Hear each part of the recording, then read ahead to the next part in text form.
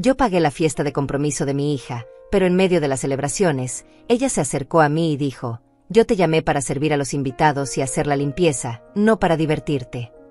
Yo me retiré y me fui dejando mi celular grabando encima del estante de la sala. Cuando apreté para escuchar 2 días después. Dios mío, qué miedo. Por lo que yo oí, solo me quedaban 10 minutos para salvar mi vida. Pero déjenme contarles desde el principio, porque necesitan entender cómo una madre de 68 años llega al punto de huir de la fiesta de su propia hija con el corazón destrozado, sin saber que ese celular olvidado terminaría siendo la única razón por la que aún sigo respirando. Todo comenzó 3 meses antes, cuando Ivana apareció en mi casa con esa sonrisa calculadora que yo conocía tan bien. Traía a Carlos del brazo, su novio de 2 años, un hombre de traje impecable y palabras suaves que nunca me convenció del todo. Había algo en sus ojos que me inquietaba, una frialdad que ocultaba detrás de esa dentadura perfecta y esos modales estudiados. «Mamá, tenemos noticias maravillosas», anunció Ivana, extendiendo su mano izquierda para mostrarme un anillo de diamante que brillaba con una arrogancia obscena. «Carlos me propuso matrimonio. Vamos a casarnos en 6 meses». Debí haber visto las señales. Debí haber notado que no había verdadera emoción en su voz, solo esa nota de triunfo que siempre aparecía cuando conseguía algo que quería. Pero yo, como la tonta madre esperanzada que era, solo vi una oportunidad. Una oportunidad para acercarme a mi hija, para ser parte de su vida, para demostrarle que a pesar de todos nuestros años de distancia y frialdad, yo seguía siendo su madre y siempre estaría ahí para ella. «¡Qué felicidad, mi amor!», le dije, abrazándola con lágrimas en los ojos. Ella me devolvió el abrazo con rigidez, como si mi afecto le resultara incómodo. Carlos nos observaba desde el sofá, con esa sonrisa que no llegaba a sus ojos. «Queremos hacer una fiesta de compromiso antes de la boda», continuó Ivana, soltándose de mi abrazo más rápido de lo necesario. «Algo elegante, con todos nuestros amigos y familia. En mi casa, por supuesto. Tiene el espacio perfecto para recibir invitados». «Suena hermoso», respondí, sin imaginar lo que vendría después. Ivana intercambió una mirada con Carlos. Fue rápida, casi imperceptible, pero la vi. Ese lenguaje silencioso entre 2 personas que comparten secretos que nadie más debe conocer. «El tema, mamá, es que con los gastos de la boda y la luna de miel que Carlos quiere regalarme a Europa, no tenemos presupuesto para la fiesta de compromiso. Pero pensamos que quizás tú». Dejó la frase colgando en el aire, como un anzuelo esperando que yo mordiera. Y mordí. Por supuesto que mordí. «Yo me encargo», dije sin pensarlo 2 veces. «Quiero hacer esto por ti, Ivana. Por ustedes». La sonrisa que apareció en el rostro de mi hija no tenía nada de cálida. Era la sonrisa de alguien que acaba de conseguir exactamente lo que quería. Carlos asintió con aprobación, como si yo hubiera pasado algún tipo de prueba. «Eso sería maravilloso, mamá. Sabía que podíamos contar contigo». Durante las siguientes semanas, Ivana me envió listas interminables de requisitos.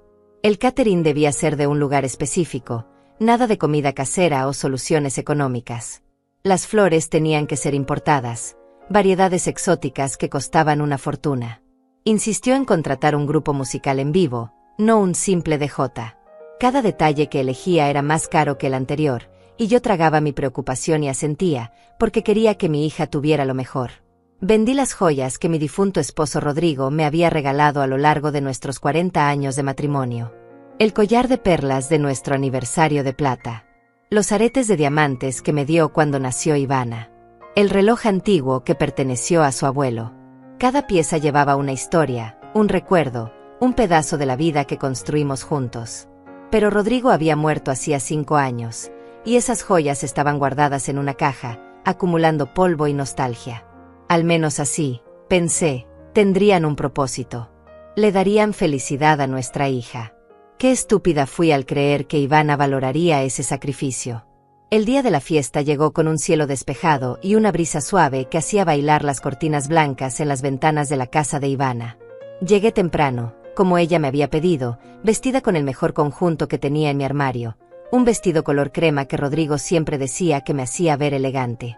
Me había arreglado el cabello en la peluquería, algo que rara vez hacía porque mi pensión apenas alcanzaba para los gastos básicos. Pero ese día era especial. Ese día, por una vez, quería sentirme parte de la vida de mi hija.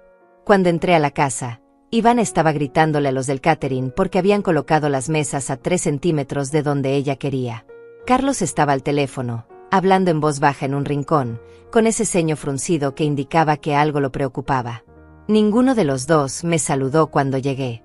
«Mamá, finalmente», dijo Ivana cuando me vio, como si yo hubiera llegado tarde a pesar de estar 30 minutos antes de la hora acordada. «Necesito que ayudes con las flores. Los floristas las dejaron en cajas y alguien tiene que organizarlas en los jarrones». No hubo un gracias por hacer todo esto posible. No hubo un te ves hermosa, mamá. Solo órdenes y ese tono impaciente que usaba cuando hablaba con personal de servicio. Pasé las siguientes 2 horas organizando flores, acomodando sillas, verificando que cada detalle estuviera perfecto. Mis pies me dolían en esos zapatos elegantes que no usaba desde el funeral de Rodrigo.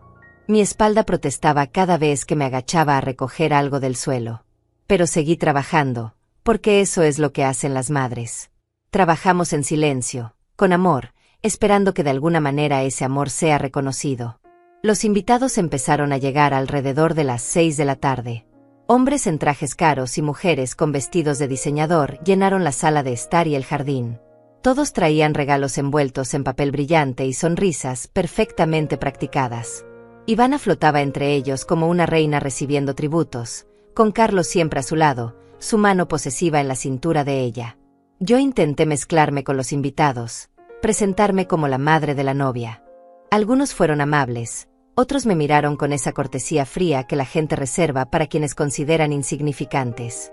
Escuché fragmentos de conversaciones sobre viajes a Europa, inversiones en bolsa, propiedades en la playa. Un mundo completamente ajeno al mío, donde mi pensión mensual de $1,200 parecía una broma cruel. Tomé una copa de champán de una bandeja que pasaba. Era la primera vez que probaba champán en años. El líquido burbujeante me cosquilleó la nariz y me hizo sentir, por un momento, como si yo también perteneciera a ese mundo de lujo y celebración que mi dinero había creado pero del que yo no formaba parte. Fue entonces cuando Ivana se separó del grupo de amigas con las que reía y se dirigió hacia mí. Su rostro mostraba esa expresión que conocía tan bien, la que usaba cuando estaba a punto de decir algo hiriente pero quería que pareciera casual, casi accidental. Se inclinó hacia mí, tan cerca que pude oler su perfume caro, ese que le había recomendado una de sus amigas de la alta sociedad. Su voz era baja, apenas un susurro, pero cada palabra cayó sobre mí como una piedra fría. Yo te llamé para servir a los invitados y hacer la limpieza, no para divertirte. Deja esa copa y ponte el delantal que dejé en la cocina. Los invitados necesitan más canapés y hay que recoger los platos sucios del jardín. Me quedé paralizada. El champán se volvió amargo en mi boca. Alrededor nuestro, la gente seguía riendo, conversando, ajena a la puñalada que mi hija acababa de clavarme en el corazón. Miré sus ojos buscando algún rastro de humanidad, alguna señal de que estaba bromeando, de que no podía estar hablándome en serio. Pero sus ojos estaban fríos. Muertos. Me miraba como se mira a un empleado incompetente que necesita ser puesto en su lugar. Ivana, yo soy tu madre, logré susurrar, mi voz quebrándose. Pagué por todo esto. Exactamente. Pagaste. Ese fue tu papel.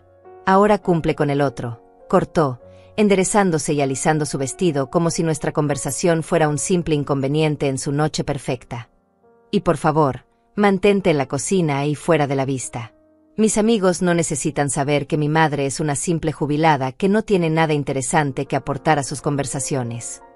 Se alejó antes de que yo pudiera responder, dejándome ahí de pie con esa copa de champán temblando en mi mano y las lágrimas ardiendo en mis ojos, luchando por no caer. No lloré. No en ese momento. No les daría esa satisfacción. Dejé la copa de champán sobre la mesa más cercana y caminé hacia la cocina con la cabeza en alto, aunque cada paso me costaba un esfuerzo monumental. Podía sentir los ojos de algunos invitados siguiéndome, esas miradas llenas de lástima o curiosidad morbosa de quienes habían presenciado mi humillación y se alegraban secretamente de que no fuera la suya. La cocina estaba vacía. Los del catering habían salido a servir más bebidas y canapés. Sobre la isla de mármol encontré el delantal que Ivana había mencionado, doblado con esa precisión enfermiza que ella aplicaba a todo en su vida. Era un delantal simple, gris, del tipo que usan las empleadas domésticas. Lo tomé entre mis manos temblorosas y algo dentro de mí se rompió definitivamente. 42 años. 42 años desde que di a luz a esa niña. La cargué en mis brazos, la alimenté, velé sus noches de fiebre, sacrifiqué mis sueños para que ella pudiera tener los suyos. Trabajé turnos dobles cuando Rodrigo cayó enfermo para que ella pudiera seguir en esa universidad cara que había elegido. Y ahora, en la fiesta que yo pagué con las últimas cosas de valor que me quedaban, ella me trataba como basura descartable. No me puse el delantal. En su lugar, lo dejé caer sobre el piso de la cocina impecable. Mis manos ya no temblaban, estaban quietas, frías, decididas. Algo se había apagado dentro de mí en ese momento, como una vela que finalmente se rinde ante el viento. Salí de la cocina por la puerta trasera, la que daba al pequeño jardín lateral de la casa. No quería cruzar nuevamente por la sala llena de invitados, no quería ver las miradas de lástima ni escuchar más risas que ahora me sonaban a burla. Rodeé la casa hasta llegar a donde había estacionado mi viejo auto, ese Toyota del año 2003 que mantenía vivo con reparaciones milagrosas y la ayuda de Mateo, el mecánico del barrio que me cobraba precios justos porque había sido amigo de Rodrigo. Fue entonces cuando recordé que había dejado mi teléfono celular dentro de la casa. Lo había estado usando antes de que llegaran los invitados, grabando un video de la decoración. Quería tener un recuerdo de cómo había quedado todo, de ese momento en que pensé que mi relación con Ivana finalmente mejoraría. ¡Qué ironía! Había dejado el teléfono grabando sobre el estante de la sala, junto a ese jarrón de cristal que costó $300 y que Ivana insistió en comprar porque daba el toque perfecto de elegancia. Pensé en volver a buscarlo. Mi teléfono era viejo, pero era lo único que tenía para comunicarme con el mundo exterior. Sin embargo, la sola idea de entrar nuevamente a esa casa, de ver la cara de mi hija, de arriesgarme a otro desprecio público, me resultaba insoportable. El teléfono podía esperar. Yo necesitaba salir de ahí inmediatamente, antes de que el dolor que estaba conteniendo explotara frente a todos esos extraños. Subí a mi auto y conduje de regreso a mi pequeño departamento en el otro lado de la ciudad, ese lugar modesto de 2 habitaciones que había sido mi refugio desde que Rodrigo murió. Las lágrimas finalmente comenzaron a caer cuando dejé atrás el barrio exclusivo donde vivía Ivana, ese vecindario de casas enormes y jardines perfectos que yo nunca podría costear. Lloré por la madre que había sido y por la hija que nunca tendría. Lloré por Rodrigo, que no estaba ahí para sostenerme y decirme que todo estaría bien. Lloré por las joyas vendidas, por los sueños rotos, por los 42 años de amor incondicional arrojados a la basura como ese delantal gris que dejé tirado en el piso de su cocina. Cuando llegué a mi departamento, eran casi las 10 de la noche. Me quité ese vestido color crema que ya nunca volvería a ponerme y lo metí al fondo del armario, donde no tendría que verlo nunca más. Me puse mi camisón viejo y me acosté en la cama, mirando el techo en la oscuridad, sintiendo como el peso de la traición me hundía cada vez más en el colchón. No comí nada esa noche ni al día siguiente. El dolor había reemplazado al hambre. Me quedé en cama la mayor parte del tiempo, ignorando las 3 llamadas que recibí en el teléfono fijo. No quería hablar con nadie. No quería explicar por qué había huido de la fiesta como una ladrona en la noche. No quería escuchar consejos sobre cómo las familias deben mantenerse unidas, o darle otra oportunidad a tu hija. El segundo día después de la fiesta, mi hermana Alma apareció en mi puerta. No había respondido sus mensajes ni sus llamadas, y ella, con esa persistencia amorosa que siempre la había caracterizado, decidió venir personalmente a verificar que yo siguiera con vida. Inés, abre esta puerta ahora mismo o llamaré al administrador del edificio, gritó desde el pasillo. Su voz tenía esa mezcla de preocupación y determinación que no admitía negativas. Abrí la puerta arrastrando los pies, consciente de mi aspecto lamentable. No me había bañado, mi cabello era un desastre y probablemente olía a tristeza acumulada. Alma entró como un vendaval, cargando bolsas con comida y una expresión en su rostro que oscilaba entre el alivio y la furia. ¿Qué demonios pasó en esa fiesta?, preguntó, dejando las bolsas en la pequeña mesa del comedor y girándose para enfrentarme. Ivana me llamó histérica diciendo que te fuiste sin despedirte, que dejaste todo tirado y la avergonzaste frente a sus invitados. Pero yo te conozco, hermana. Tú no harías algo así sin una razón muy poderosa. Me derrumbé. Le conté todo. Cada palabra hiriente, cada mirada despectiva, cada momento de humillación que había soportado no solo esa noche, sino durante años de tratar de ganarme el afecto de una hija que parecía incapaz de sentir nada más que desdén por mí. Alma me escuchó en silencio, su rostro volviéndose cada vez más serio, sus manos apretándose hasta que los nudillos se pusieron blancos. «Esa niña está podrida por dentro», dijo finalmente, con una rabia controlada que pocas veces le había visto. «Y tú necesitas alejarte de ella. Inés. Necesitas protegerte». «Es mi hija», susurré, aunque las palabras ya no tenían el peso de antes. «Es todo lo que me queda de Rodrigo». «Rodrigo se revolcaría en su tumba si supiera cómo te trata su hija», respondió Alma con dureza. «Y tú lo sabes. Él nunca habría permitido esto». Tenía razón. Rodrigo había sido un hombre gentil pero firme. Si hubiera visto a Ivana tratarme de esa manera, habría intervenido inmediatamente. Pero Rodrigo llevaba 5 años bajo tierra, y yo había estado sola, navegando esta relación tóxica sin su guía ni su apoyo.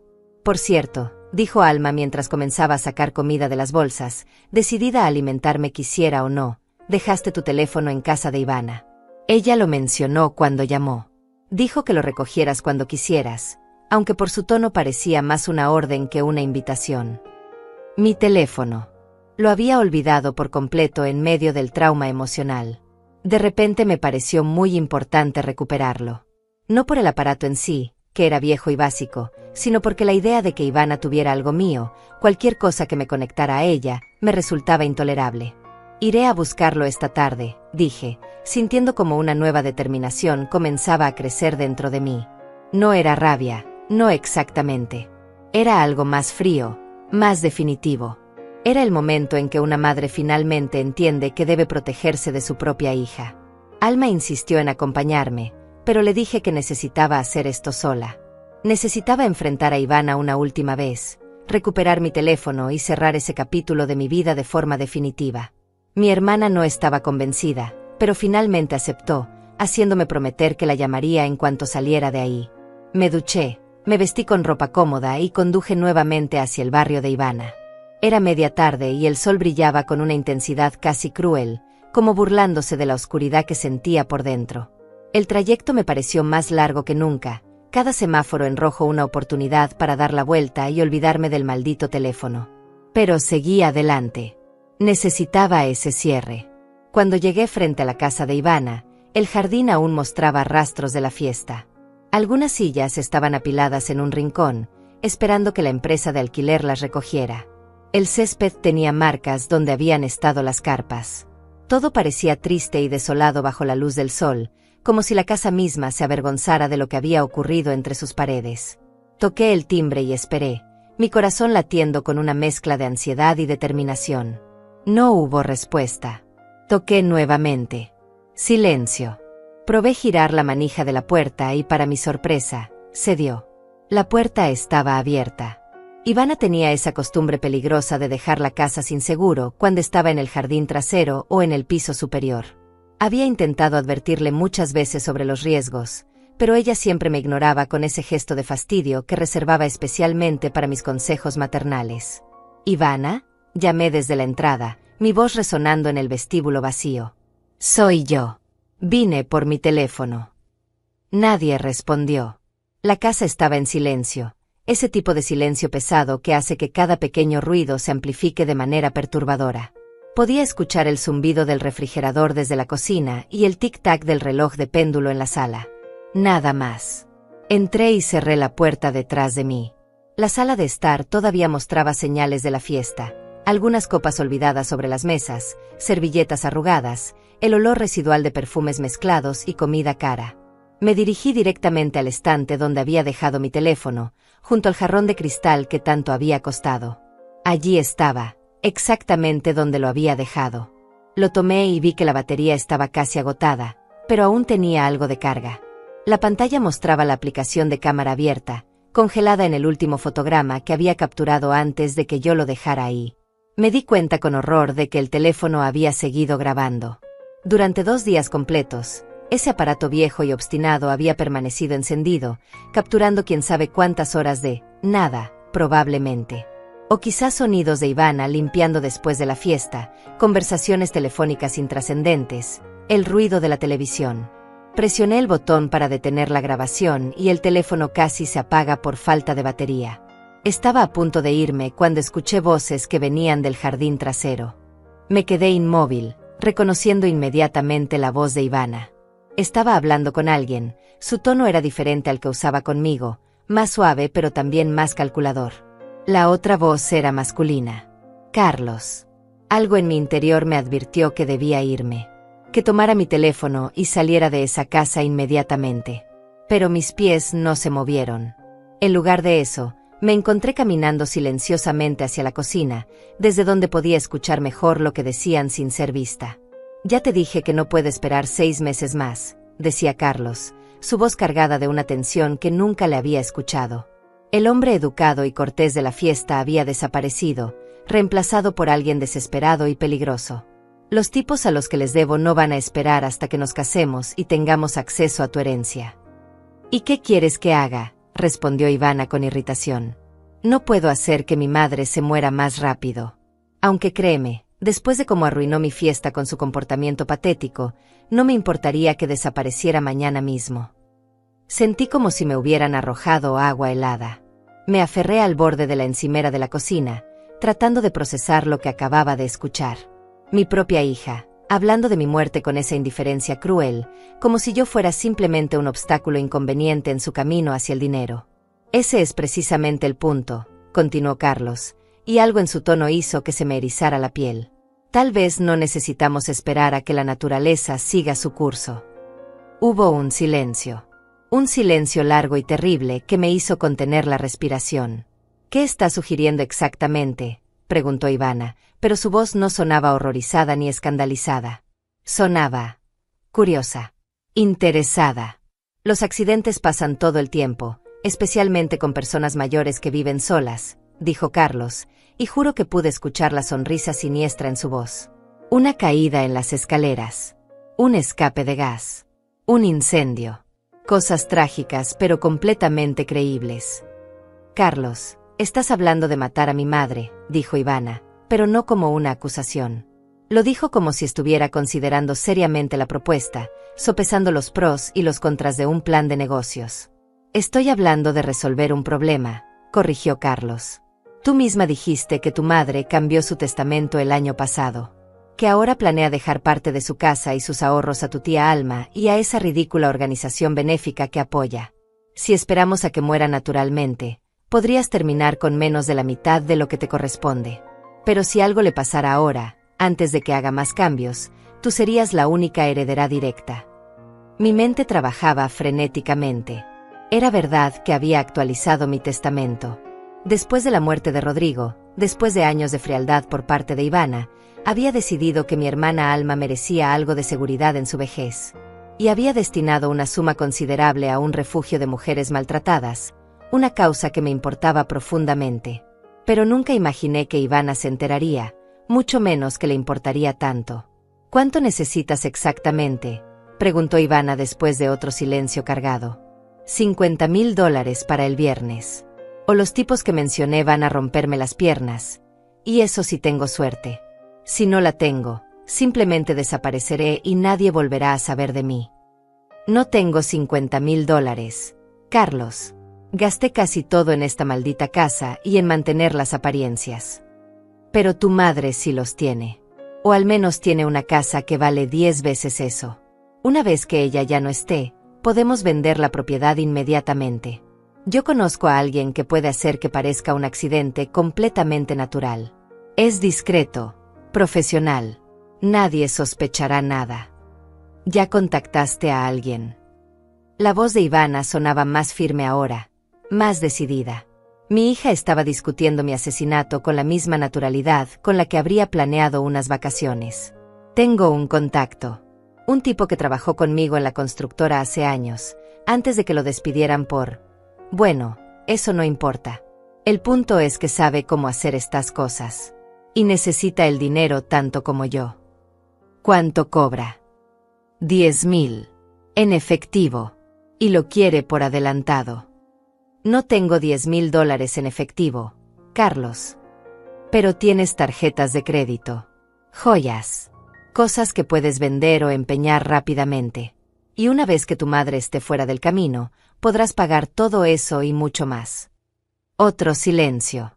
Podía imaginarlos en el jardín, mirándose, llegando a un acuerdo silencioso que sellaría mi destino. ¿Cuándo?, preguntó finalmente Ivana. Esta tarde. Hoy mismo. Tu madre vive sola, ¿verdad? No tiene sistemas de seguridad sofisticados. Su edificio es viejo. Será fácil. El tipo entrará, hará su trabajo, y para mañana todo habrá terminado. Esta tarde, repitió Ivana, y había algo en su voz que me heló la sangre. No era horror. No era duda. Era aceptación. Está bien. Hazlo. No esperé a escuchar más. Salí de la cocina caminando de espaldas, tan silenciosamente como pude, mi corazón latiendo tan fuerte que temía que pudieran escucharlo desde el jardín.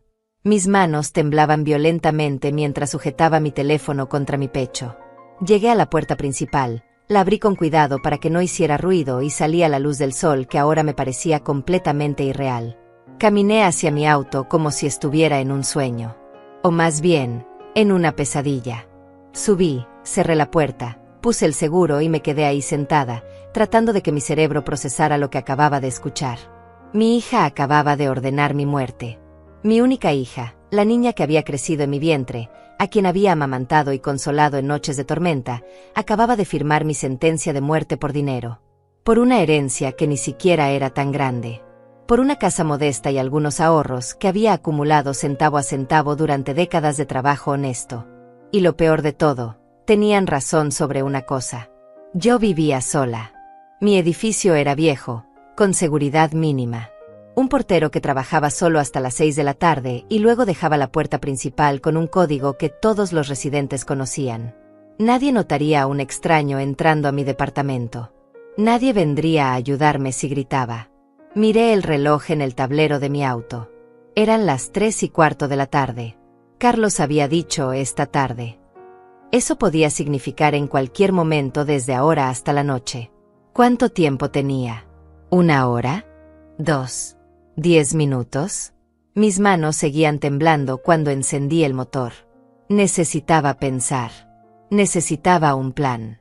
Pero sobre todo, necesitaba mantenerme con vida. Conduje sin rumbo fijo durante varios minutos, dando vueltas por calles que no reconocía, mi cerebro trabajando a una velocidad frenética mientras trataba de decidir qué hacer. Cada auto que veía en el espejo retrovisor me parecía sospechoso. Cada persona en la acera podía ser el asesino que Carlos había contratado. El mundo se había convertido en un lugar hostil y amenazante en cuestión de segundos. Mi primer instinto fue llamar a la policía. Saqué el teléfono del bolsillo, mis dedos torpes por la adrenalina que corría por mis venas. Pero entonces me detuve. ¿Qué les diría exactamente? ¿Qué escuché a mi hija y su prometido planeando matarme? ¿Sin pruebas? ¿Sin testigos? Ellos negarían todo. Dirían que estaba loca, que era una madre amargada inventando historias para arruinar la felicidad de su hija. Y probablemente les creerían a ellos, no a una viuda de 68 años con lágrimas en los ojos y una historia que sonaba sacada de una película de suspenso barata. Además, el tiempo que tomaría hacer la denuncia, explicar la situación, convencer a algún oficial de que me tomara en serio, podía ser tiempo que no tenía. Carlos había sido muy claro. Esta tarde. Hoy mismo. El asesino podría estar ya en camino a mi departamento, esperando que yo regresara para hacer parecer que había sido un accidente doméstico. Estacioné en un área de descanso junto a la carretera, mis manos aún aferradas al volante como si fuera lo único que me mantenía anclada a la realidad. Necesitaba pensar con claridad. Necesitaba ser inteligente. El pánico no me salvaría, solo la astucia lo haría. Entonces recordé mi teléfono. La grabación. Había estado grabando durante 2 días. ¿Era posible que hubiera capturado la conversación que acababa de escuchar? El aparato había estado en la sala, no muy lejos del jardín. Si las voces habían sido lo suficientemente altas, si el micrófono había funcionado. Con dedos temblorosos, abrí la aplicación de galería. Allí estaba, un video de más de 40 horas de duración. El archivo era enorme. Probablemente había llenado toda la memoria disponible del teléfono antes de detenerse. Necesitaba revisarlo, pero no podía hacerlo ahí, en mi auto, en medio de una carretera. Necesitaba un lugar seguro. Pensé en ir a casa de Alma, pero la descartó inmediatamente. Si Carlos o Ivana decidían buscarme, ese sería el primer lugar donde mirarían. Necesitaba un sitio donde nadie pensara en buscarme, donde pudiera tener tiempo para revisar la grabación y decidir mis próximos pasos. El motel. Había un motel económico a unos 20 minutos de donde estaba, uno de esos lugares anónimos donde nadie hace preguntas y pagas en efectivo. Rodrigo y yo habíamos pasado por ahí muchas veces cuando íbamos a visitar a su hermano en el pueblo vecino. Nunca nos habíamos hospedado allí, pero recordaba el letrero, Motel Vista Verde. Tarifas por hora y por noche. Conduje hacia allá, verificando constantemente el espejo retrovisor, asegurándome de que nadie me siguiera. El motel era exactamente como lo recordaba, un edificio bajo de 2 pisos con puertas pintadas de verde desteñido y un estacionamiento de grava. El letrero de neón parpadeaba incluso a plena luz del día, anunciando habitaciones disponibles. La recepción olía a humedad y tabaco viejo. Un hombre de unos 50 años con barriga prominente y una camiseta manchada me miró desde detrás del mostrador, apenas levantando la vista de su teléfono móvil. «Necesito una habitación por esta noche», dije, tratando de que mi voz sonara firme y normal. «Pagaré en efectivo. $80 la noche. Pago por adelantado», respondió sin mucho interés, extendiendo una mano grasosa. Saqué el dinero de mi billetera, agradeciendo mentalmente que hubiera ido al banco la semana anterior. El hombre me entregó una llave física, no una tarjeta electrónica, y señaló vagamente hacia el segundo piso. Habitación 208. Arriba, al final del pasillo. Wi-Fi no funciona muy bien, pero hay cable. No me importaba el Wi-Fi ni el cable. Solo necesitaba 4 paredes y una puerta con seguro. Subí las escaleras metálicas que crujían bajo mis pies y encontré mi habitación. Era pequeña y deprimente, con una cama que había visto mejores días, una televisión antigua y un baño diminuto. Pero tenía lo que necesitaba, privacidad y seguridad relativa. Cerré la puerta con llave, corrí la cadena de seguridad y arrastré la única silla de la habitación para colocarla bajo la manija, una precaución adicional que había visto en películas. Luego me senté en la cama y saqué mi teléfono. La batería estaba en 5%. Busqué desesperadamente un cargador en mi bolso y di gracias a Dios cuando encontré uno arrugado en el fondo. Lo conecté a la pared y esperé unos minutos hasta que el teléfono tuvo suficiente carga para funcionar sin apagarse. Abrí el video nuevamente. 42 horas de grabación. No tenía tiempo para revisar todo. Necesitaba ir directamente al final, a las últimas horas, donde estaría la conversación que había escuchado. Moví la barra de progreso hacia adelante, hacia las últimas 2 horas de grabación. La pantalla mostraba principalmente la sala vacía de Ivana, el ángulo extraño desde el estante capturando parte del sofá y la entrada al jardín. Durante largos minutos no pasaba nada, solo la sala silenciosa y el movimiento ocasional de las cortinas por el viento. Entonces aparecieron ellos. Ivana y Carlos entrando desde el jardín, sus voces claras y nítidas. Mi corazón se aceleró. El teléfono los había grabado. Tenía la prueba. Subí el volumen al máximo y escuché nuevamente la conversación que había oído en persona hacía apenas una hora. Pero esta vez era diferente. Esta vez quedaba registrada, documentada, irrefutable. Cada palabra cruel de Ivana, cada sugerencia siniestra de Carlos, cada detalle del plan para asesinarme. Cuando la grabación terminó, me quedé mirando la pantalla oscura del teléfono, sintiendo una mezcla extraña de terror y alivio. Terror porque la amenaza era real, porque mi propia hija realmente quería verme muerta. Alivio porque tenía pruebas, porque no estaba loca, porque podía demostrar que no estaba inventando nada. ¿Pero qué hacer con esas pruebas? Ahora que las tenía, ¿cómo usarlas para mantenerme con vida? Miré el reloj en la pared del motel. Las 4:30 de la tarde. Habían pasado más de 2 horas desde que había escuchado la conversación. El asesino podría estar ya en mi edificio. Podría estar forzando la cerradura de mi departamento en este mismo instante. O peor, podría estar esperándome, sabiendo que eventualmente tendría que regresar. Necesitaba ayuda. Necesitaba a alguien que me creyera, que me ayudara a navegar esta pesadilla. Mi hermana Alma era la opción obvia, pero ¿podía ponerla en peligro? Si Ivana y Carlos descubrían que ella sabía algo, ¿También la convertirían en un objetivo? Entonces pensé en Leandro. Leandro Fuentes, el abogado que había ayudado a Rodrigo con su testamento años atrás. Era un hombre honesto, de esos que quedan pocos en el mundo. Había sido amigo de mi esposo desde la universidad y siempre se había portado bien con nosotros, cobrando honorarios justos y dando consejos legales gratuitos cuando los necesitábamos. Después de la muerte de Rodrigo, había sido él quien me ayudó a poner en orden todos los papeles de la herencia, quien se aseguró de que Ivana no pudiera manipular la situación a su favor cuando yo estaba demasiado destrozada para pensar con claridad. Busqué su número en mi lista de contactos. Mis dedos dudaron sobre la pantalla. Eran casi las 5 de la tarde de un martes. Probablemente estaría en su oficina. O tal vez ya camino a casa. ¿Atendería la llamada de una clienta que no había hablado con él en más de un año? No tenía otra opción. Presioné el botón de llamada. El teléfono sonó 3 veces. 4. 5. Estaba a punto de colgar cuando escuché su voz familiar. Inés, ¿eres tú? Leandro, dije, y mi voz se quebró. Toda la fortaleza que había mantenido durante las últimas horas se desmoronó de repente. Necesito ayuda. Mi hija. Ella está tratando de matarme. Hubo un silencio breve, pero que se sintió eterno. ¿Dónde estás?, preguntó finalmente, su voz profesional pero con un tono de urgencia. Dime dónde estás ahora mismo. Le di la dirección del motel. Escuché el sonido de llaves y una puerta cerrándose del otro lado de la línea. No te muevas de ahí. Voy para allá. Inés, escúchame bien, no hables con nadie, no abras la puerta a nadie excepto a mí. Entendido. Entendido, susurré. Estaré ahí en 20 minutos. Mantén tu teléfono encendido. Colgó y yo me quedé sentada en esa cama deprimente de motel, abrazándome a mí misma, tratando de mantener a raya el pánico que amenazaba con consumirme. Los 20 minutos que esperé a Leandro se sintieron como 20 horas. Me quedé sentada en la orilla de la cama, mirando fijamente la puerta, sobresaltándome con cada ruido en el pasillo.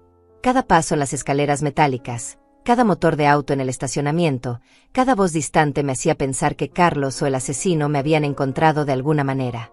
Revisé mi teléfono obsesivamente, verificando que la grabación seguía ahí, que no era un producto de mi imaginación aterrorizada. Reproduje fragmentos aleatorios solo para confirmar que las voces eran claras, que las palabras eran inconfundibles. Cada vez que escuchaba a Ivana decir «está bien, hazlo», sentía una puñalada nueva en el pecho. Finalmente, 3 golpes firmes en la puerta me hicieron saltar. Inés, soy yo. Leandro. Me acerqué a la puerta con cautela, mirando por la mirilla. Era él, inconfundible con su cabello gris peinado con cuidado y su traje oscuro ligeramente arrugado después de un día de trabajo. Abrí la puerta rápidamente y él entró, cerrándola de inmediato tras de sí. Leandro Fuentes tenía 62 años, pero se mantenía en buena forma. Sus ojos marrones me escanearon con preocupación profesional, evaluando mi estado con la experiencia de alguien que había visto muchos clientes en crisis a lo largo de su carrera. Cuéntame todo, dijo sin preámbulos, señalando la cama para que me sentara mientras él tomaba la silla que yo había colocado contra la puerta. Sacó una pequeña libreta y un bolígrafo de su maletín. Desde el principio. No omitas ningún detalle. Y así lo hice. Le conté sobre la fiesta, sobre la humillación, sobre cómo había dejado mi teléfono grabando sin querer. Le conté sobre mi regreso a la casa de Ivana 2 días después, sobre la conversación que había escuchado en el jardín. Le hablé de Carlos y sus deudas de juego, del plan para hacerme parecer un accidente, de los $50,000 que necesitaban con urgencia. Leandro escuchó sin interrumpir, tomando notas ocasionales, su expresión volviéndose cada vez más seria. Cuando terminé, puso su libreta a un lado y extendió la mano. Muéstrame la grabación. Le entregué mi teléfono y observé su rostro mientras reproducía el video. Vi cómo su mandíbula se tensaba, cómo sus ojos se entrecerraban con cada frase condenatoria. Cuando terminó, se recostó en la silla y exhaló lentamente. Esto es evidencia sólida de conspiración para cometer homicidio, dijo finalmente, su voz de abogado tomando control. Con esto podemos ir a la policía y obtener órdenes de arresto inmediatas. ¿Pero me creerán?, pregunté, mi voz pequeña y asustada. Ivana es muy convincente. Podría decir que la grabación está manipulada, que yo la edité de alguna manera para hacerla quedar mal. Los forenses pueden verificar la autenticidad de la grabación, respondió Leandro con firmeza. Y además, hay detalles específicos en esa conversación. Carlos menciona a un contacto, alguien que trabajó con él en una constructora. Eso puede rastrearse. Menciona una deuda específica, $50,000 para el viernes. Todo eso puede verificarse e investigarse. Me pasó el teléfono de vuelta y yo lo guardé en mi bolso como si fuera el objeto más valioso del mundo.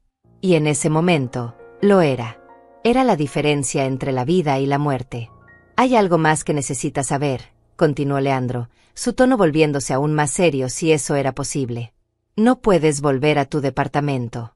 No hasta que esto esté resuelto. Si ese hombre que Carlos contrató está esperándote allí, estarías caminando directo a una trampa. ¿Entonces qué hago?, pregunté, sintiendo como el pánico comenzaba a trepar por mi garganta nuevamente. ¿Me quedo escondida para siempre? ¿Dejo que Ivana y Carlos ganen? Por supuesto que no, dijo Leandro, y había algo en su voz que me hizo recordar por qué Rodrigo confiaba tanto en él. Vamos a ir a la policía ahora mismo. Vamos a presentar esta evidencia y vamos a asegurarnos de que tu hija y su prometido enfrenten las consecuencias de sus acciones. Pero primero, necesito que hagas algo por mí. Sacó su propio teléfono y abrió una aplicación. Voy a enviarte un enlace. Quiero que subas ese video a una nube de almacenamiento. No solo lo mantengas en tu teléfono.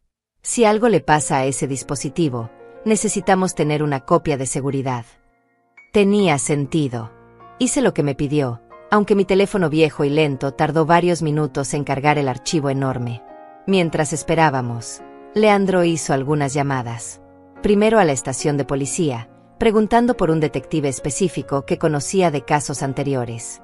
Luego a alguien más, una conversación más corta donde solo dijo: es urgente.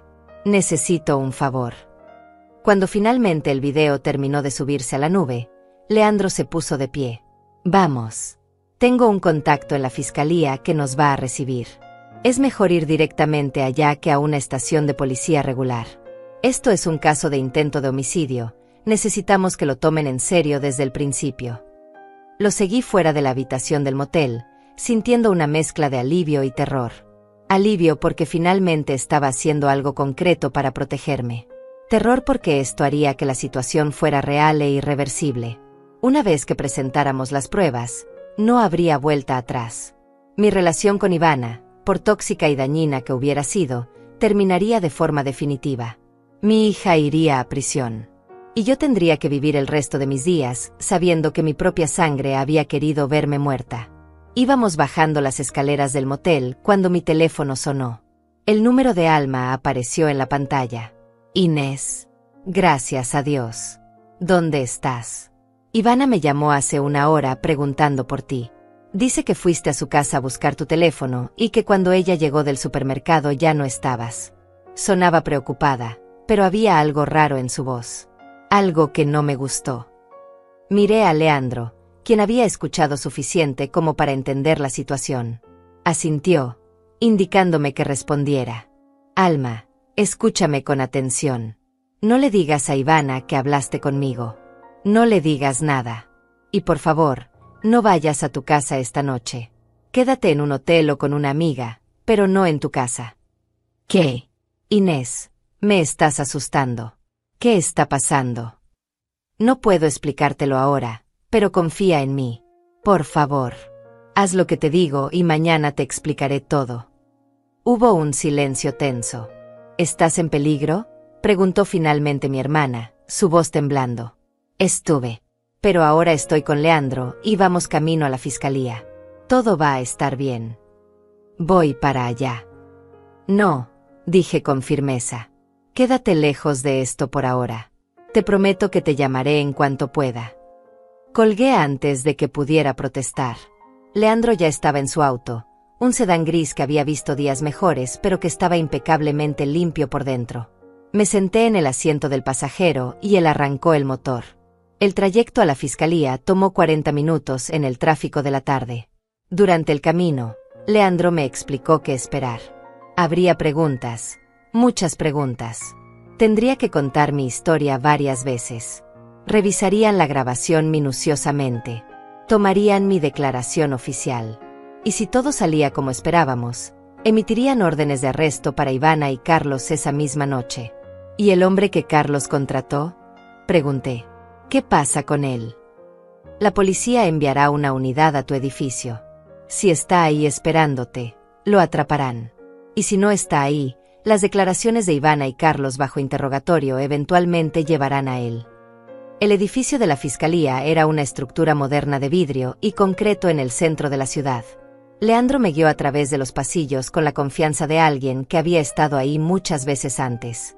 Subimos al tercer piso y entramos a una oficina donde nos esperaba una mujer de unos 40 años con traje formal y una expresión seria. Fiscal Martina Salazar, se presentó, estrechando mi mano con un apretón firme. Leandro me contó brevemente su situación por teléfono. Necesito escuchar su historia completa y ver esa grabación. Durante las siguientes 2 horas, reviví cada detalle de mi pesadilla. La fiscal Martina tomaba notas constantemente, deteniendo la grabación en momentos específicos, haciéndome aclarar ciertos puntos. Hubo momentos en que pensé que no podría continuar, que el peso emocional de todo era demasiado. Pero Leandro estaba ahí, a mi lado, recordándome con su simple presencia que no estaba sola. Cuando finalmente terminamos, la fiscal Martina se recostó en su silla y me miró con una expresión que mezclaba profesionalismo con algo que parecía genuina compasión. Señora Rosales, lo que ha vivido es terrible y lo que está documentado en esa grabación es suficiente para proceder con cargos criminales serios, dijo. Voy a solicitar órdenes de arresto inmediatas para Ivana Rosales y Carlos Méndez por conspiración para cometer homicidio. También voy a coordinar con la policía para que revisen su edificio y su departamento. ¿Cuánto tiempo tomará?, pregunté, mi voz apenas un susurro. La adrenalina que me había mantenido funcionando durante las últimas horas comenzaba a desvanecerse, dejándome exhausta y temblorosa. Las órdenes de arresto pueden estar listas en 1 hora, respondió la fiscal Martina, revisando su reloj. Son las 7 de la noche. Para las 8:30, tendré equipos moviéndose para ejecutar los arrestos. Mientras tanto, usted no puede estar sola y definitivamente no puede volver a su casa. Puede quedarse conmigo, ofreció Leandro inmediatamente. Mi esposa y yo tenemos una habitación de huéspedes. Estará segura allí. La fiscal asintió con aprobación. Perfecto. Señora Rosales, le voy a asignar protección policial también. Un oficial la acompañará a la casa del señor Fuentes y permanecerá afuera durante la noche. Es solo una precaución, pero dadas las circunstancias, prefiero no arriesgarme. Me sentí abrumada por la amabilidad de estos 2 extraños que estaban haciendo tanto por mí. Bueno, Leandro no era exactamente un extraño, pero hacía más de 1 año que no lo veía. Y aún así, había dejado todo para ayudarme sin hacer preguntas, sin dudar de mi palabra. Gracias, logré decir, aunque las palabras se sentían inadecuadas para expresar lo que realmente sentía. La fiscal Martina hizo varias llamadas más, su voz autoritaria dando instrucciones precisas. Escuché fragmentos: sospecha de intento de homicidio, arrestos prioritarios, posible cómplice en el edificio. Cada palabra hacía que la situación se sintiera más real y más aterradora. Aproximadamente 1 hora después, tal como había prometido, la fiscal nos informó que las órdenes de arresto habían sido aprobadas. 2 equipos policiales estaban en camino, uno a la casa de Ivana y otro al departamento de Carlos. Un tercer equipo había sido enviado a mi edificio para verificar si había alguien sospechoso merodeando o si habían forzado la entrada a mi departamento. ¿Quiere estar presente cuando los arresten?, preguntó la fiscal, mirándome con curiosidad. No es necesario, pero algunos familiares encuentran cierre en ver cómo se ejecuta la justicia. Negué con la cabeza inmediatamente. No quería ver a Ivana esposada. No quería ver su rostro cuando se diera cuenta de que su plan había fallado. No quería tener esa imagen grabada en mi memoria para siempre. Solo quiero irme a casa eventualmente, dije en voz baja. Quiero que esto termine. Lo entiendo. Leandro, manténme informada de cualquier cosa inusual. Señora Rosales, estaré en contacto mañana temprano. Probablemente necesitaremos una declaración más formal y hay algunos papeles que tendrá que firmar. Salimos del edificio de la fiscalía cuando el sol ya se había ocultado completamente. El oficial asignado para protegerme nos esperaba afuera, un hombre joven de unos 30 años llamado Alonso que me saludó con respeto profesional, pero con una calidez en sus ojos que me hizo sentir un poco más segura. Señora Rosales, voy a seguirlos hasta la casa del señor Fuentes y me quedaré en el exterior durante la noche, explicó. Si ve, escucha o siente algo fuera de lo común, me llama inmediatamente. Aquí está mi número directo. Me entregó una tarjeta y yo la guardé en mi bolso junto a mi teléfono y las pocas pertenencias que había llevado conmigo en esta pesadilla surreal. El viaje a la casa de Leandro fue tranquilo. Él conducía en silencio, probablemente dándome espacio para procesar todo lo que había sucedido. El oficial Alonso nos seguía a una distancia prudente en su patrulla sin identificación. Por la ventana, veía pasar las luces de la ciudad, la vida normal de personas normales que cenaban en restaurantes, caminaban con sus perros, reían con sus familias. Todo me parecía tan lejano, como si yo estuviera viendo el mundo desde detrás de un cristal grueso que me separaba de la normalidad. La casa de Leandro estaba en un barrio residencial tranquilo, una construcción de 2 pisos con un pequeño jardín delantero bien cuidado. Su esposa, una mujer llamada Fabiana que recordaba vagamente de alguna reunión años atrás, nos recibió en la puerta con una expresión de preocupación maternal. «Ay, Inés, querida», dijo, abrazándome sin pedir permiso, algo que normalmente me habría incomodado pero que en ese momento me hizo llorar. «Leandro me contó todo. Estás segura aquí.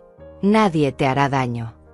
Me llevó adentro mientras Leandro hablaba brevemente con el oficial Alonso afuera. La casa era acogedora, con muebles cómodos y fotografías familiares en las paredes. El olor a comida casera flotaba en el aire, recordándome que no había comido nada en todo el día.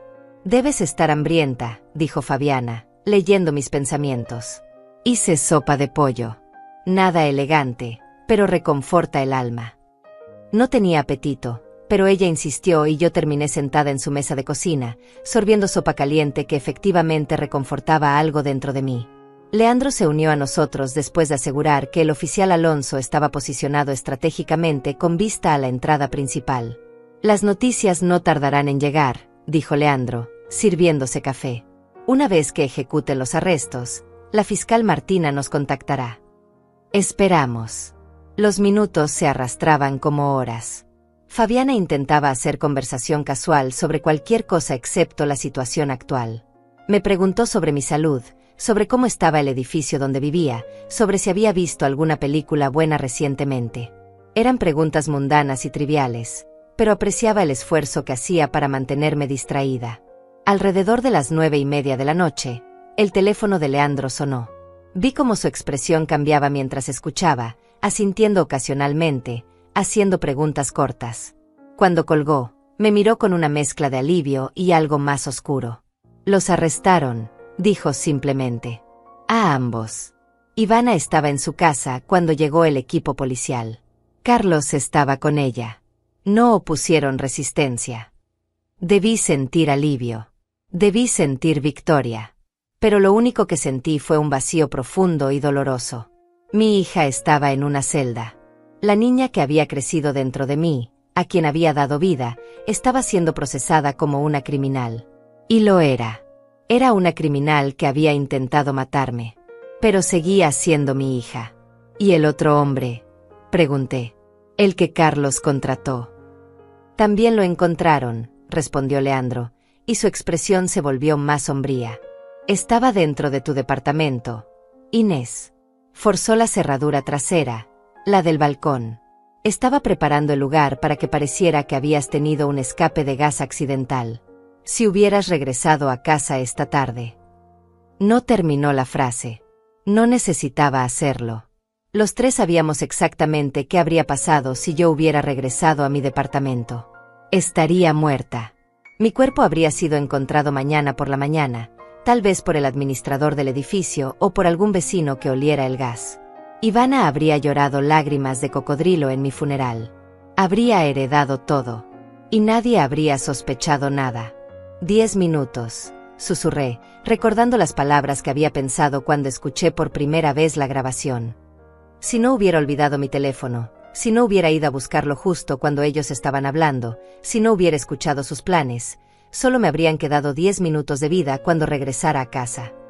Fabiana se acercó y tomó mi mano entre las suyas. Pero no pasó, dijo firmemente. Estás aquí. Estás viva. Y esos monstruos van a pagar por lo que intentaron hacer. El teléfono de Leandro sonó nuevamente. Esta vez fue una conversación más larga. Pude escuchar que estaba hablando con la fiscal Martina, discutiendo detalles legales que mi cerebro cansado no podía procesar completamente. Cuando finalmente colgó, se sentó frente a mí con expresión seria. Ivana y Carlos están siendo interrogados por separado, explicó. Aparentemente, Carlos empezó a hablar casi inmediatamente. Les está dando todos los detalles, cómo conoció al hombre que contrató, cuánto le pagó, exactamente qué le ordenó hacer. Está tratando de negociar un trato, culpando a Ivana de ser la cerebro detrás de todo. ¿Y ella?, pregunté, aunque parte de mí no quería saber la respuesta. Ivana no ha dicho nada todavía. Pidió un abogado. Pero con la grabación, el testimonio de Carlos y el hecho de que atraparon al sicario literalmente en tu departamento preparando la escena del crimen, no hay mucho que su abogado pueda hacer.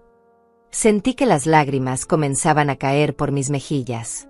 No eran lágrimas de tristeza exactamente, ni de alivio. Eran lágrimas de algo más complejo, una mezcla de pérdida, traición, supervivencia y una profunda fatiga emocional. ¿Cuánto tiempo estarán en prisión?, pregunté, secándome las mejillas con el dorso de la mano. Eso depende de muchos factores, respondió Leandro cuidadosamente. Pero conspiración para cometer homicidio, intento de homicidio premeditado, estamos hablando de sentencias largas. Décadas, potencialmente. Especialmente con evidencia tan clara. Décadas. Mi hija pasaría décadas en prisión. Envejecería detrás de barrotes. Y yo envejecería aquí afuera, sola, sabiendo que mi única hija me había odiado tanto como para querer verme muerta. Deberías dormir, dijo Fabiana suavemente. Te preparé la habitación de huéspedes. Hay ropa limpia y todo lo que puedas necesitar. Mañana será otro día difícil y necesitas descansar. Tenía razón, aunque la idea de dormir me parecía imposible. Me llevó escaleras arriba a una habitación pequeña pero acogedora, con una cama cubierta por un edredón floreado y cortinas que bloqueaban la luz de la calle. Sobre la cama había un camisón limpio y artículos de tocador básicos. Si necesitas algo, lo que sea, solo llama, dijo Fabiana, señalando el teléfono de la mesita de noche. Leandro y yo estaremos despiertos un rato más abajo. Me dejó sola y yo me senté en la cama, mirando alrededor de esta habitación extraña que era mi refugio temporal. Me cambié el camisón que Fabiana había dejado y me metí bajo las sábanas limpias que olían a lavanda. La cama era cómoda, mucho más que la de mi propio departamento, pero no podía relajarme. Cada vez que cerraba los ojos, veía el rostro de Ivana. No la Ivana adulta y cruel que había ordenado mi muerte, sino la Ivana niña, la que solía trepar a mi cama durante las tormentas, la que me abrazaba y me decía que era la mejor mamá del mundo. ¿En qué momento se había roto todo? ¿Había sido gradual o había habido un momento específico en el que perdí a mi hija? Repasé mentalmente años de interacciones frías, de cumpleaños olvidados, de llamadas no devueltas. Las señales siempre habían estado ahí, pero yo las había ignorado, aferrándome a la esperanza de que algún día las cosas mejorarían. El sueño finalmente llegó cerca de las 2 de la mañana, pero fue intranquilo y lleno de pesadillas. Soñé que estaba en mi departamento cuando el gas comenzaba a llenar el espacio. Soñé que corría, pero mis piernas no se movían. Soñé que gritaba, pero nadie podía escucharme. Me desperté sobresaltada alrededor de las 6 de la mañana, el corazón latiendo con fuerza, desorientada por un momento hasta que recordé dónde estaba. La luz gris del amanecer se filtraba a través de las cortinas. Abajo, podía escuchar sonidos de actividad en la cocina. Me levanté, me lavé la cara en el baño adjunto y bajé las escaleras. Fabiana ya estaba preparando café, vestida y arreglada como si fuera un día normal. Leandro estaba en la mesa, revisando papeles y su laptop, con ese aspecto ligeramente desvelado de alguien que no había dormido lo suficiente. «Buenos días», me saludó Fabiana con una sonrisa gentil. «¿Café? Tostadas». Acepté el café pero rechacé la comida. Mi estómago seguía siendo un nudo apretado de ansiedad. Leandro levantó la vista de su computadora. «La fiscal Martina llamó hace media hora», dijo. «Quiere vernos en su oficina a las 10». Hay algunos desarrollos nuevos. ¿Qué tipo de desarrollos?, pregunté, sintiendo como la ansiedad volvía a apoderarse de mí. No dio detalles por teléfono. Solo dijo que era importante que estuvieras presente. Las siguientes horas pasaron en una especie de neblina. Me duché, me puse la misma ropa del día anterior porque no tenía nada más. Intenté comer algo de las tostadas que Fabiana insistió en prepararme. El oficial Alonso seguía afuera, ahora relevado por otra oficial llamada Martina, que nos saludó con profesionalismo cortés. Llegamos a la fiscalía exactamente a las 10.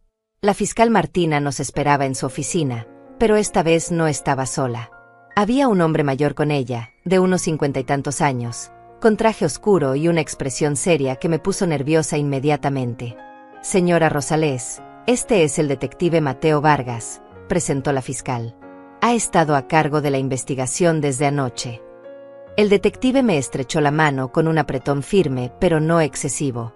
Señora, ante todo, permítame decirle que su instinto de supervivencia probablemente le salvó la vida, dijo con una voz grave y tranquilizadora. Y esa grabación accidental fue la evidencia más sólida que he visto en años. ¿Qué pasó anoche después de los arrestos?, pregunté, sentándome en la silla que me ofrecieron. La fiscal y el detective intercambiaron una mirada. Carlos Méndez comenzó a hablar casi inmediatamente. Empezó el detective Mateo. Confesó todo. Las deudas de juego sumaban en realidad más de lo que le dijo a Ivana. Debe aproximadamente $90,000 a 3 prestamistas diferentes, todos con conexiones peligrosas. Estaba desesperado. Según él, fue Ivana quien sugirió primero que sería conveniente si usted tuviera un accidente. Cada palabra era un golpe. Había sido idea de ella. Mi propia hija había sido quien primero verbalizó el pensamiento de matarme. Carlos dio el nombre del hombre que contrató, continuó el detective. Se llama Alfredo Ramos, tiene antecedentes por asalto y extorsión. Carlos le pagó $10,000, dinero que Ivana sacó de sus tarjetas de crédito y vendiendo algunas joyas que tenía. Ramos confesó también cuando lo confrontamos con el testimonio de Carlos. Dijo que solo estaba haciendo un trabajo, que no tenía nada personal contra usted. Qué reconfortante, murmuré con amargura. Ivana, por otro lado, ha sido menos cooperativa, dijo la fiscal Martina.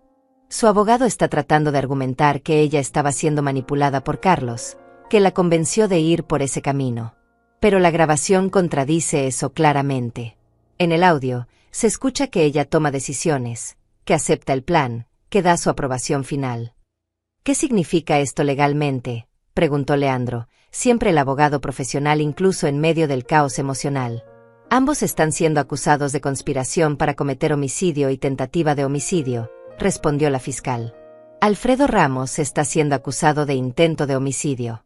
Con las pruebas que tenemos, estoy confiada en que obtendremos condenas. Carlos probablemente obtendrá una sentencia ligeramente reducida por cooperar, pero aún estamos hablando de entre 15 y 20 años. Ivana podría enfrentar de 20 a 25 años, sin posibilidad de libertad condicional. 20 a 25 años. Mi hija tendría más de 50 cuando saliera, si es que vivía para verlo. Y yo, si seguía con vida para entonces, sería una anciana de casi 90 años. Hay algo más, dijo el detective Mateo, y algo en su tono me hizo saber que lo que venía sería difícil de escuchar. Cuando registramos la casa de Ivana, encontramos su testamento, señora Rosales. El que hizo el año pasado. ¿Y?, pregunté, confundida sobre por qué eso era relevante. Ivana lo tenía en su poder. Además, encontramos borradores de un nuevo testamento en su computadora, uno que ella había estado preparando. Estaba falsificando su firma, señora. Planeaba reemplazar su testamento real con uno falso que la dejara a ella como única heredera de todo. Me quedé sin palabras. No solo había planeado matarme, sino que había estado preparando el terreno para asegurarse de que obtendría cada centavo, cada posesión, todo lo que Rodrigo y yo habíamos trabajado para construir durante toda una vida. Eso añade cargos de fraude e intento de falsificación de documentos, agregó la fiscal con satisfacción profesional. Su caso se vuelve más sólido con cada hora que pasa. ¿Cuándo será el juicio?, pregunté, mi voz sonando distante incluso para mis propios oídos. Probablemente en 6 a 8 meses, respondió la fiscal. Hay procedimientos que deben seguirse, audiencias preliminares, mociones. Pero con la evidencia que tenemos, hay una posibilidad de que acepten un acuerdo de culpabilidad para evitar el juicio. Tendré que testificar. La idea me aterraba. Ver a Ivana en una corte, sentada en la mesa de la defensa, mirándome mientras yo explicaba cómo había descubierto su plan para asesinarme. Probablemente sí, dijo Leandro suavemente. Pero estaremos ahí contigo. Cada paso del camino. La reunión continuó durante otra hora, con más detalles legales, más explicaciones de procedimientos, más preguntas sobre mi relación con Ivana a lo largo de los años. Querían establecer un patrón de comportamiento, pruebas de que había habido hostilidad de su parte durante mucho tiempo. Cuando finalmente salimos de la oficina de la fiscal, me sentía completamente vacía. Leandro sugirió que comiéramos algo, pero yo solo quería estar sola. Necesitaba procesar todo, necesitaba empezar a entender cómo iba a reconstruir mi vida después de esto. ¿Cuándo puedo volver a mi departamento?, pregunté. La escena del crimen ya fue procesada, respondió Leandro. Técnicamente puedes regresar hoy si quieres. Pero Inés, ¿estás segura de que es buena idea? Es el lugar. Es mi hogar, dije con más firmeza de la que sentía. No voy a dejar que me quiten eso también. Leandro insistió en acompañarme cuando finalmente decidí regresar a mi departamento esa misma tarde. Fabiana había empacado algunas provisiones en una bolsa, comida que podía calentar fácilmente, como si yo fuera una niña yendo a un campamento en lugar de una mujer de 68 años regresando a la casa donde casi la asesinan. El trayecto fue silencioso. Miraba por la ventana del auto de Leandro, observando las calles familiares de mi barrio, preguntándome si alguna vez volverían a sentirse seguras. Cada persona en la acera era una amenaza potencial. Cada auto que nos seguía por más de 2 cuadras hacía que mi corazón se acelerara. Cuando llegamos a mi edificio, vi la cinta policial amarilla todavía colgando de la puerta del balcón trasero de mi departamento. El administrador, el señor Héctor, estaba en el vestíbulo y se acercó inmediatamente cuando me vio entrar. Señora Inés, Dios mío, dijo, sus ojos llenos de preocupación genuina. La policía estuvo aquí toda la noche. Me contaron lo que pasó.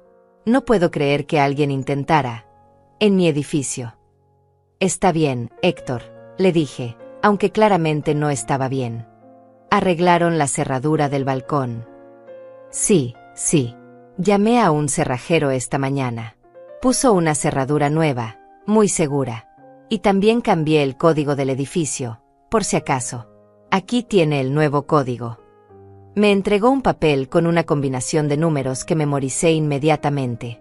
Leandro y yo subimos al 3er piso, nuestros pasos resonando en el hueco de la escalera. Mi puerta estaba intacta, al menos por fuera, pero había una marca donde la policía había puesto un sello que luego habían removido. Abrí con mi llave, mi mano temblando ligeramente. La puerta se abrió revelando mi departamento, mi hogar de los últimos 5 años.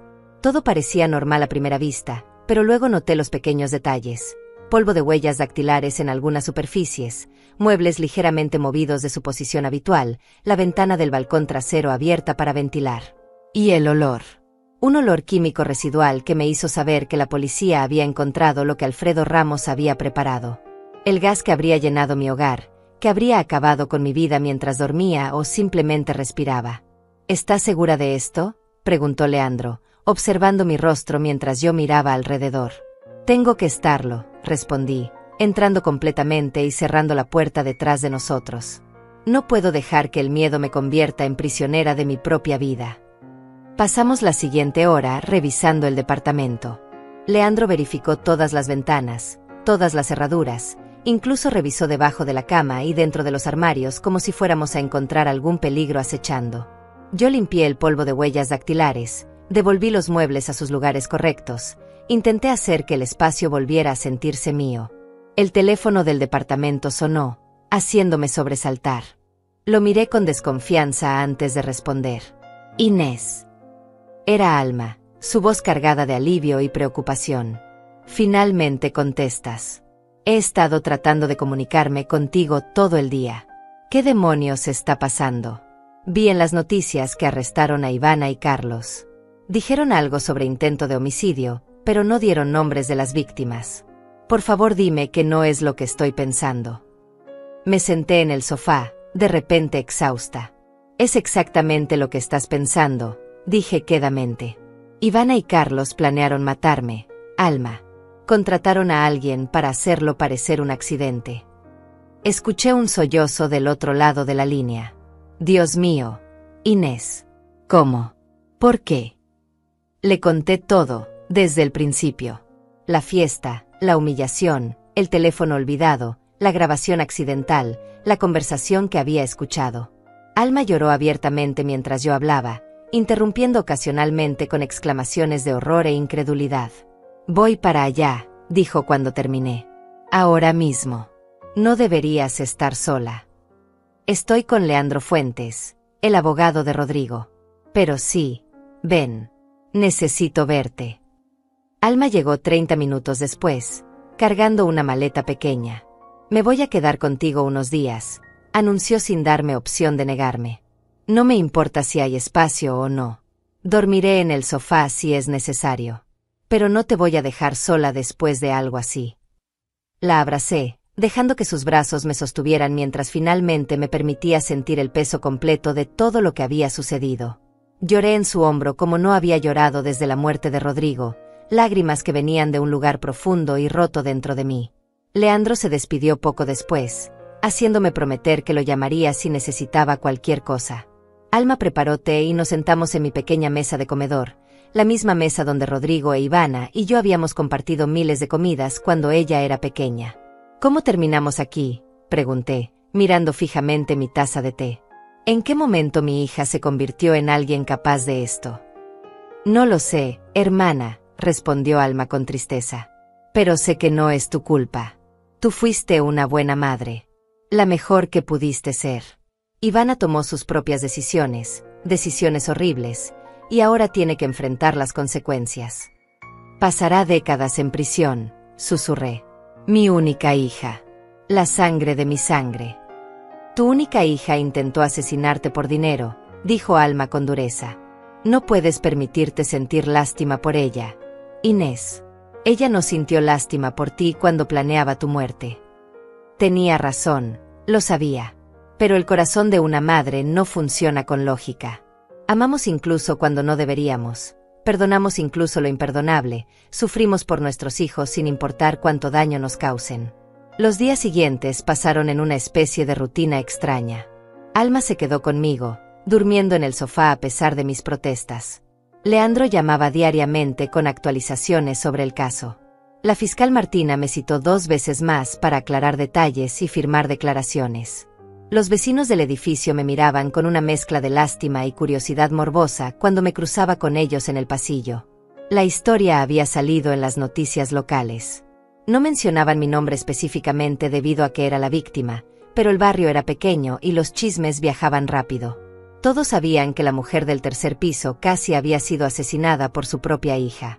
Una semana después de los arrestos, Leandro me llamó con noticias. Ivana quiere verte, dijo sin preámbulos. Solicitó una visita. Estás en tu derecho de negarla, por supuesto. Nadie esperaría que quisieras verla después de lo que hizo. Mi primer instinto fue decir que no. ¿Para qué querría ver a la persona que había ordenado mi muerte? ¿Qué posible bien podría salir de ese encuentro? Pero había algo dentro de mí, esa parte terca de madre que nunca muere sin importar cuánto daño reciba, que necesitaba verla una última vez. Necesitaba mirarla a los ojos y escuchar qué posible explicación podría tener. Necesitaba ese cierre, por doloroso que fuera. Iré, dije, sorprendiéndome a mí misma. ¿Cuándo? Mañana por la tarde. 3 de la tarde. Yo te acompaño, por supuesto. Alma protestó vigorosamente cuando le conté. ¿Estás loca? ¿Quieres ir a ver a la persona que intentó matarte? ¿Para qué, Inés? Para que te lastime más. Necesito hacerlo, dije simplemente. Necesito escuchar qué tiene que decir. Y necesito decirle algunas cosas también. Entonces voy contigo. No. Esto es algo que tengo que hacer sola. La discusión continuó durante horas, pero finalmente Alma cedió, aunque hizo que le prometiera que mantendría la calma, que no dejaría que Ivana me manipulara emocionalmente una vez más. Al día siguiente, Leandro pasó a recogerme a las 2:30. El trayecto a la prisión preventiva donde mantenían a Ivana fue largo y silencioso. Yo miraba por la ventana, preparándome mentalmente para ver a mi hija detrás de un cristal, vestida con un uniforme de prisión, pagando las consecuencias de haber intentado matarme. La prisión era un edificio gris y deprimente rodeado de altas vallas con alambre de púas. Pasamos por varios controles de seguridad, dejamos nuestras pertenencias en casilleros, fuimos escaneados y revisados. Finalmente, nos llevaron a una sala de visitas dividida por paneles de vidrio grueso, con teléfonos a cada lado para comunicarse. Me senté en una silla de plástico incómoda y esperé. Mi corazón latía tan fuerte que podía escucharlo en mis oídos. Leandro estaba de pie detrás de mí, una presencia silenciosa y reconfortante. Entonces la puerta del otro lado se abrió e Ivana entró. Casi no la reconocí. En solo una semana, mi hija se había transformado en alguien diferente. Sin maquillaje, con el cabello recogido en una cola de caballo descuidada, vestida con el uniforme naranja de la prisión, parecía más joven y más vulnerable de lo que la había visto en años. Pero cuando nuestros ojos se encontraron a través del cristal, vi que la frialdad seguía ahí, esa distancia emocional que siempre había existido entre nosotras. Se sentó frente a mí y tomó el teléfono de su lado. Yo hice lo mismo, presionando el auricular contra mi oreja con mano temblorosa. «Mamá», dijo, y su voz sonaba diferente, más pequeña, casi como la niña que solía ser. «Gracias por venir». No respondí inmediatamente. Solo la miré, esta persona que había crecido dentro de mí, a quien había amado incondicionalmente durante 42 años, y que había estado dispuesta a borrarme de la existencia por dinero. «¿Por qué pediste verme?», pregunté finalmente, manteniendo mi voz neutral. Ivana bajó la mirada. «Necesitaba explicarte. Necesitaba que entendieras que yo no. Que las cosas se salieron de control.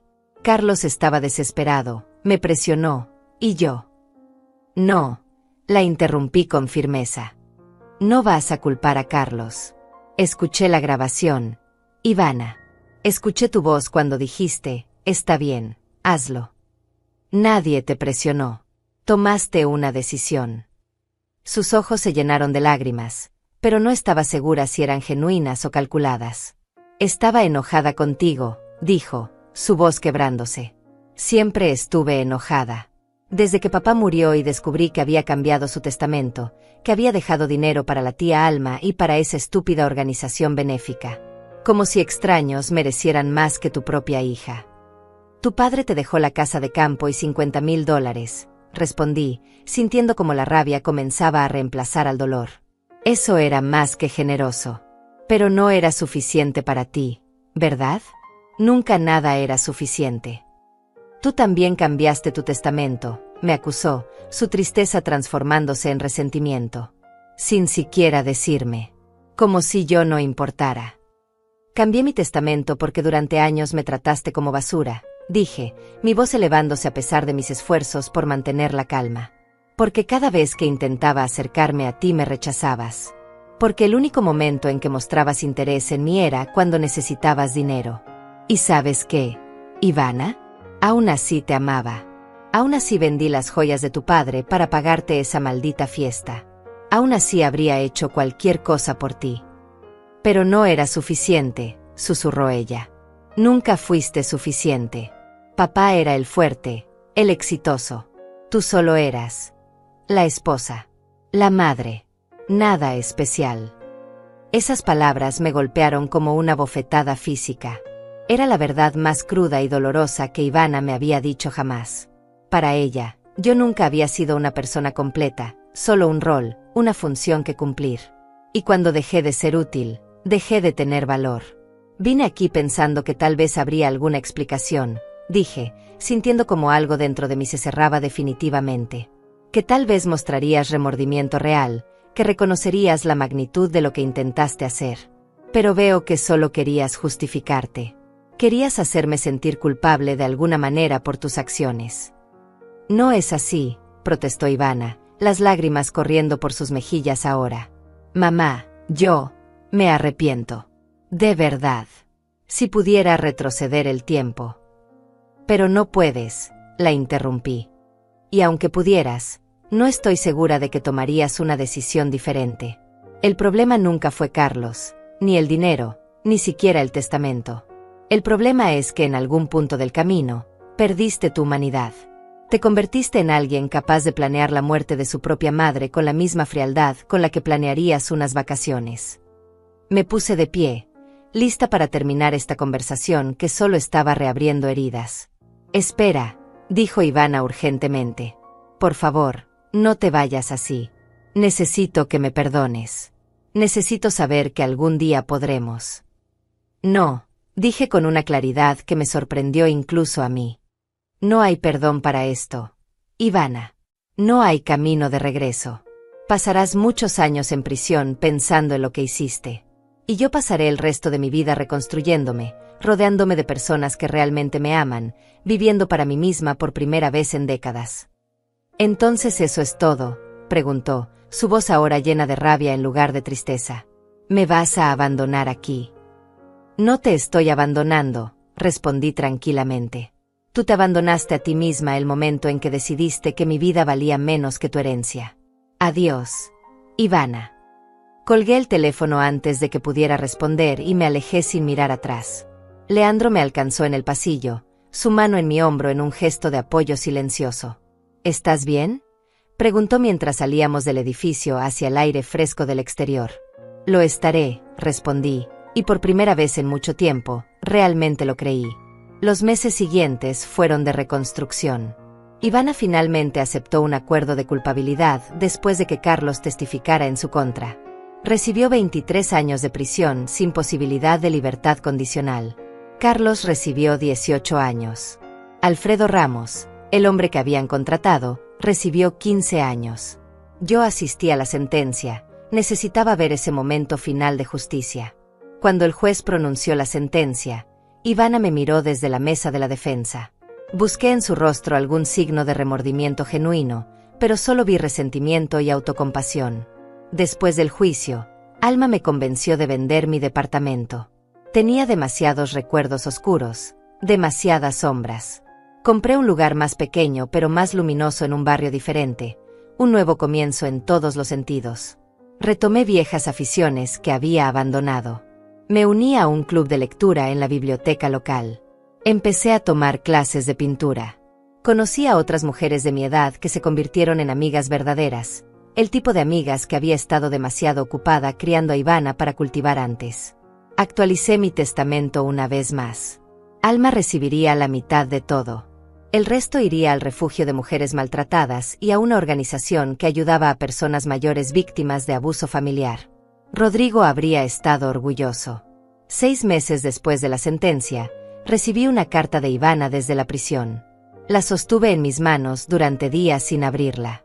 Finalmente, una tarde lluviosa, la abrí y leí sus palabras. Era más de lo mismo, justificaciones, culpa proyectada, promesas vacías de cambio. La rompí en pedazos pequeños y la tiré a la basura. Algunos vínculos, una vez rotos de forma tan violenta, no pueden ni deben repararse. Pasé demasiados años de mi vida tratando de ganarme el amor de alguien incapaz de darlo. Ya no era esa mujer. Ya no era la madre desesperada rogando por migajas de afecto. Era Inés Rosales, una sobreviviente.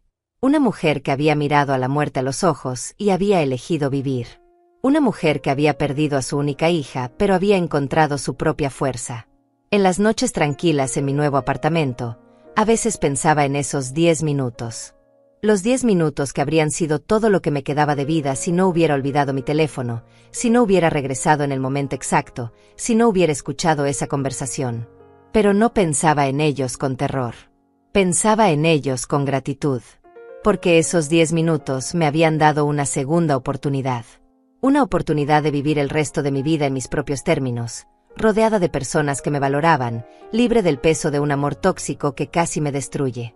Y eso, descubrí, era más valioso que cualquier herencia, cualquier vínculo familiar, cualquier cosa que Ivana hubiera podido quitarme. Sobreviví. Y en ese sobrevivir, finalmente aprendí a vivir.